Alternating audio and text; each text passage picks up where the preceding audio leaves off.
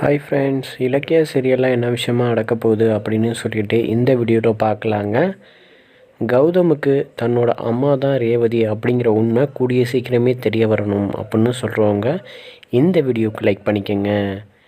இந்த சேனலுக்கு நீங்கள் முதன்முறையாக வர்றீங்கன்னா சப்ஸ்கிரைப் பண்ணிவிட்டு பக்கத்தில் இருக்கிற பெல் சிம்பிளையும் கிளிக் பண்ணிக்கோங்க. இப்போ பார்த்தீங்கன்னா இலக்கியா இப்போ ரேவதி அம்மாவை எஸ்எஸ்கேக்கு தெரியாமல் இங்கேருந்து சேஃபாக கொண்டு போகணும் ஹாஸ்பிட்டல்லேருந்து அப்படின்னு பிளான் போட்டிருந்தாங்க. இதில் பார்த்திங்கன்னா எஸ்எஸ்கே அடியார் எப்படியாச்சும் ரேவதி அம்மா உயிருக்கு ஆபத்து உண்டு பண்ணலான்னு நினச்சாங்க. ஆனால் இதில் எஸ்எஸ்கே அவங்க அடியாளனால் எதுவுமே பண்ண முடியலை. இலக்கியா பிளான் போட்டு அங்கேருந்து தப்பிச்சிட்டாங்க. இருந்தாலும் எஸ்எஸ்கே எப்படியாச்சும் ரேவதியை கொல்லணும் அப்படின்னு சொல்லிட்டு கங்கணம் கட்டிக்கிட்டு திரியிறாரு. இப்போ இதிலிருந்து இலக்கியா எப்படியாச்சும் ரேவதி அம்மாவை காப்பாற்றணும்னு சொல்லிட்டு அதுக்கான முயற்சியை இப்போ இலக்கியா எடுக்கிறாங்க. ஏற்கனவே ரேவதி அம்மாவை வச்சு தான் இப்போ எஸ்எஸ்கேவை மிரட்டி தாஷாயினிகிட்ட இந்த விஷயத்த சொல்லிடுவேன் அப்படின்னு சொல்லிட்டு எஸ்எஸ்கேவை மிரட்டினால தான் இப்போ அந்த இடத்தையே வாங்க முடிஞ்சது. இருந்தாலும் இப்போ பார்த்திங்கன்னா ரேவதி அம்மாவை இப்போ வீட்டுக்கு தான் அழைச்சிட்டு வர்றாங்க இலக்கியா. இதை பார்த்த உடனே கௌதமுக்கு ரொம்ப சந்தோஷம், ஜானு அம்மாவுக்கு ஷாக் ஆகுறாங்க. இருந்தாலும் கண்டிப்பாக கௌதம் வீட்டில் இருந்தால் தான் ரேவதி அம்மாவுக்கு ஆபத்து இல்லாமல் இருக்க முடியும். இல்லாட்டி கண்டிப்பாக எஸ்எஸ்கே ஏதாச்சும் ஒரு பிரச்சனையை ரேவதியை கொள்ளலான்னு திட்டம் போட்டுக்கிட்டு இருப்பான். இருந்தாலும் எப்படி எஸ்எஸ்கேவை மிரட்டி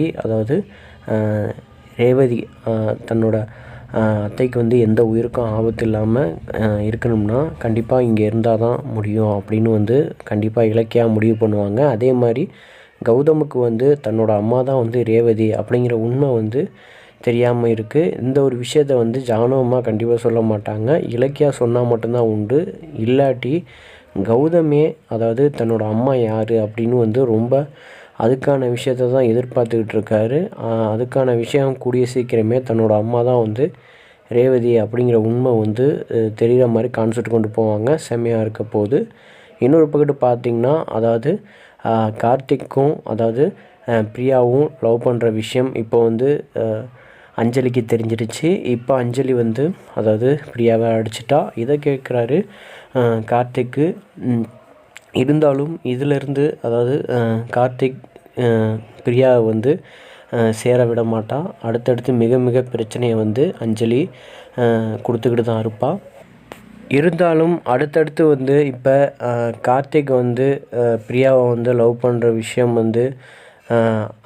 எப்படியாச்சும் இதை இலக்கியா, கௌதம், ஜானுமா எப்படியாச்சும் கார்த்திக் பிரியாவுக்கு கல்யாணம் பண்ணுற மாதிரி கான்செப்ட் கொண்டு போடும். இல்லாட்டி அஞ்சலி எப்படியாச்சும் கார்த்திக் வாழ்க்கையில் மிகப்பெரிய பிரச்சனையை கார்த்திக் உண்டு பண்ணுவான். ஆனால் கார்த்திக் மட்டும் மறுபடியும் அஞ்சலியை ஏற்றுக்க மாட்டார். பிரியாவை தான் இப்போ லவ் பண்ணிக்கிட்டு இருக்காரு. கார்த்திக்கும் பிரியாவுக்கும் கல்யாணம் பண்ணாங்கன்னா சூப்பராகவே இருக்கும். இதுக்கு கார்த்திக் கண்டிப்பாக எப்படியாச்சும் கூடிய சீக்கிரமே பிரியா கழுத்தில் தாலி கட்டணும் அப்படின்னு தான் நினைப்பார். அதுக்கான விஷயங்கள் சூப்பராக எபிசோடு கொண்டு போகிறாங்க. என்ன நடக்க போகுதுன்னு வெயிட் பண்ணி பார்க்கலாங்க.